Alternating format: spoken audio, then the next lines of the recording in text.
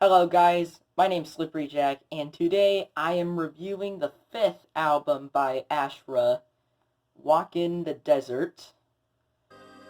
Okay, I understand that I skipped an album, that being Bell Alliance, and that is because I just didn't feel like reviewing it.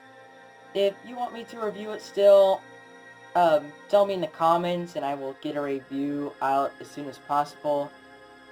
Or if you don't really want me to, I'll just get it up once I feel like it. And also, there's a certain discography that I've been wanting to get to, but I haven't because of this one. But anyway, onto this album. I don't really know what kind of music to call this. It seems to be new age, krautrock, electronica, and minimalism. Okay, what my point is that this is a very diverse album. It concentrates on different musical instruments and different tracks, sort of like what Eno did in Music for Airports, but that album had a similar sound all the way through. Walkin the Desert doesn't really stick to one consistent sound. I mean, it does with the atmosphere and everything, but each track just sounds different in its own way. But I'll go down track by track. The first movement, by the way, none of the tracks here have really any names. It's just like first movement, second movement. Um, First movement is a Sun Rain-esque track, but centered around a piano, and like it's got like these little twinkling keyboards in it. But like this is a very minimalistic track, but the piano has a great advantage, and that is that it can stand alone really easily. So it just sounds like there's so much more to this track than there really is. And it goes on for 8 minutes without me even getting sick of it. The second movement has two sections. It starts out all dark and kind of creepy, and it's probably like one of the darkest things Ashra has ever done, uh, being kind of like night dust, but this doesn't sound anything like that. But eventually it gets all bright and sunny, but it just fades into it so unintrusively that like it's almost like it never even happened. And this second section is like a new age kind of thing. It's got like these Andres Vollenweider kind of thing going on with the keyboards, and it's got, I don't know if you like what you can what you call this one, but it's just centered around this.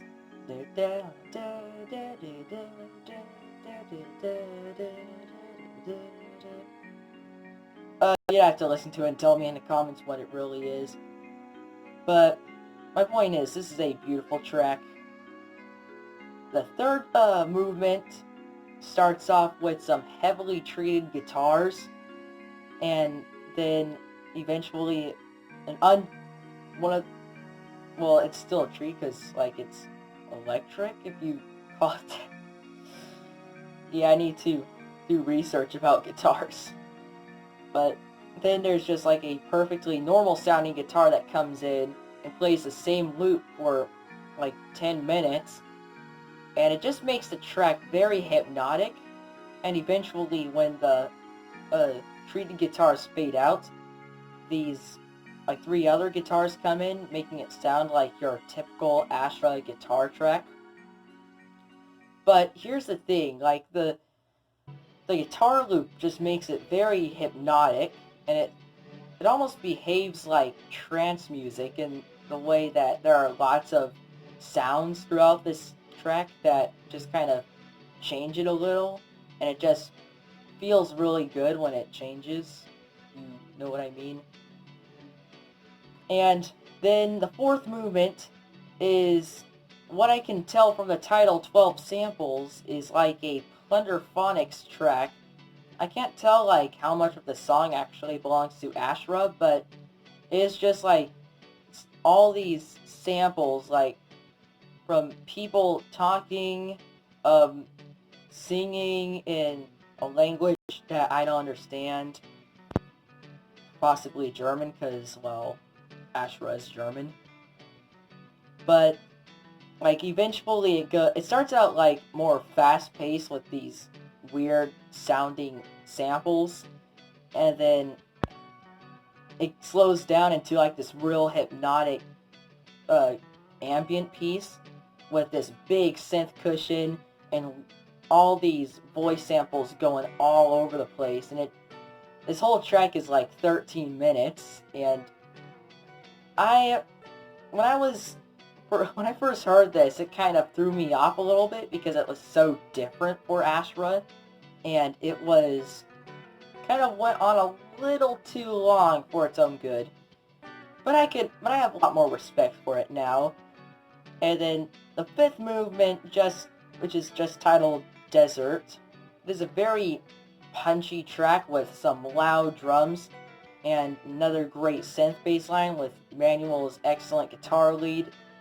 And there is more going on in this track than most of the other tracks on the album, except for maybe the fourth movement. And I think that what the desert is supposed to be is just like the conclusion to the album. So pretty much all the sounds from every track combined into one. That's just what I'm kind of getting from it. I think it kind of sounds like that could be what it is, even though it doesn't really have much resemblance to the first movement, but whatever. But still, it's an excellent closer, and probably the best closer Ashra has ever done. And overall, Walkin in the Desert is yet another fantastic album. You can pretty much listen to this any time you want, and no matter what mood you're in, you can easily get into it. You can just have it on in the background while you're working, or you can listen to it in depth like I did preparing for this review. And yeah, and this is actually what I think is my favorite Ashra release. I know I gave New Age of Earth like a pretty high rating, and that's kind of when I was just easily giving albums that high rating, but I think I'd say New Age of Earth is still like a freaking great album, but I think Walkin in the Desert just kind of slightly surpasses it with its variety and how everything just comes together so well. It's just such a wonderful, beautiful album that I see myself returning to many times, and it secured me as an Ashra fan forever. I'm overall feeling a 91 out of 100. Thank you very much for watching. Like and subscribe, and push the notification bell, and give me some things that you would like to see me review, and I will see you in the next one. Peace out.